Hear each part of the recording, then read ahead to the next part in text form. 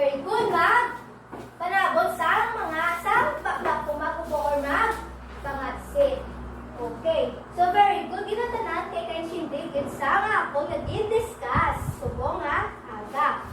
So, please get 1/4 sheet of pad paper, then answer your last activity. So, here your last activity. So, direksyon na sa si maayo ang mga pamangkot.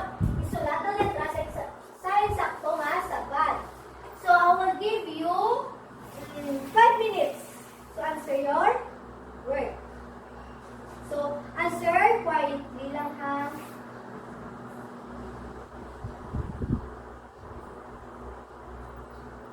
Tapos na? Okay, mag-proceed na. Number 3. Number 3.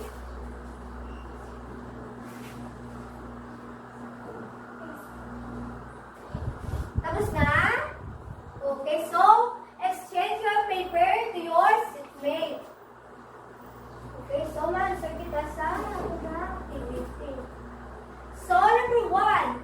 Saan ni ma'am kamu-answer ha?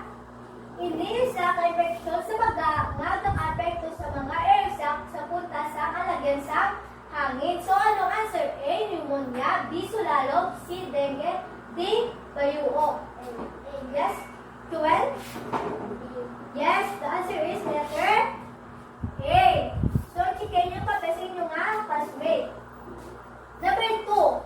Hindi sa kamalawing sakit sa kung sa diin nagkaka-apekto sa lagyan sa hangin, ang mga tubo nga nagkakalito nagkakadayon sa imong mga baga. So, ano ang answer? A, sipon. B, hapo. C, ubo. Or D, dengue. Yes, sir, Bel? B. Okay, the answer is letter B, hapo. Next, number 3. Yes, sir, Belin? Hindi sa refleksyon sa ilong tutulan. A, the answer is letter A, sipon. So, correct. Number 4. Ray, isa ka tropikal na sakit na ginadala sa virus ang lamok. Letter A, dengue. Number 5. Isa ka makalalato ng sakit na nakalabanan sa mga kabataan o budayan ng usap. Yes, Joel?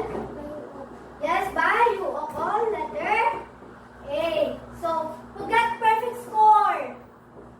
Wow, very good. Kay naka-perfect ka ang tanan.